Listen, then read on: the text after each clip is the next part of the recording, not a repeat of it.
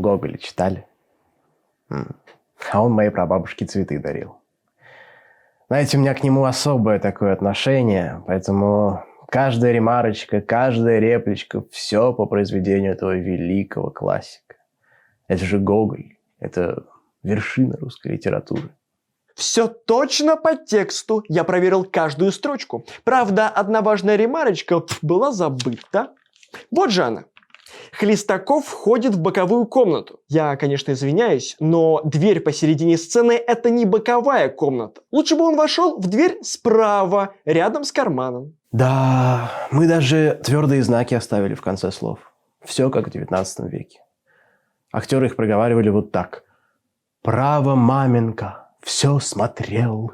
4 часа!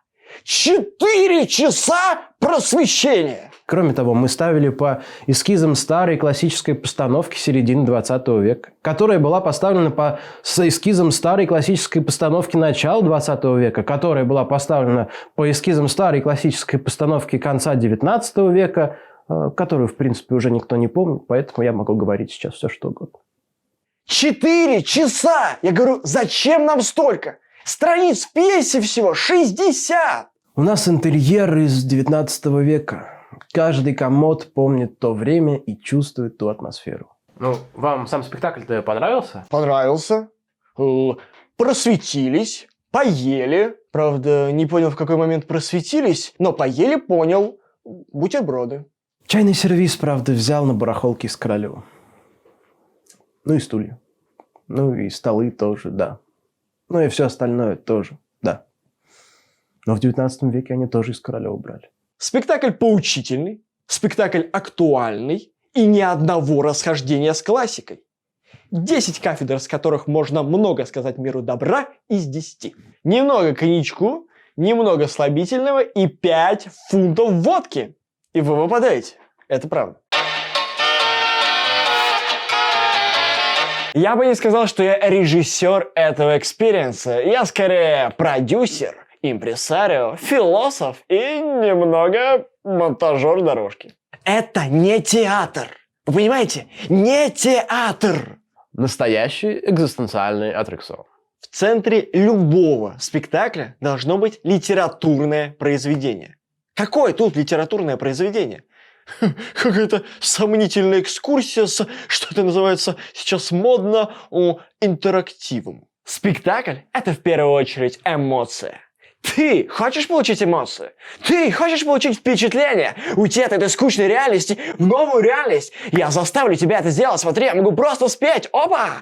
Знаешь ли ты, вдоль ночных дорог шла босиком, не жалея я ног. Опа, опа, Крокус Сити Холл Олимпийский. Я извиняюсь, это лишь часть моей лекции. Вы можете получить полную версию, пойти на нее.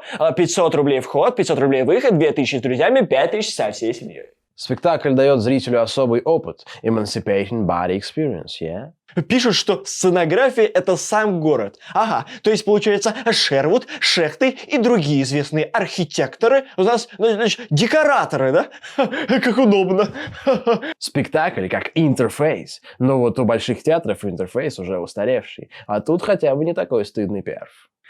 Этот спектакль – это мой путь. Это моя игра. Моя игра. Она мне принадлежит. Как-то под конец меня что-то торкнуло. Показалось, что вот этот голос в наушниках, вот то, что мы ходили, вот это вот все, это как будто все равно театр. Я маленькая пимпочка, соединяющая гигантов высокого искусства и гигантов искусства развлечения. Простите, а вы не просто адаптируете уже готовые спектакли из зарубежья? Вы знаете, что такое шеринг-экономика? Шеринг-экономика – это когда люди делятся друг с другом. То есть, европейские коллеги дают нам идеи, мы даем европейским коллегам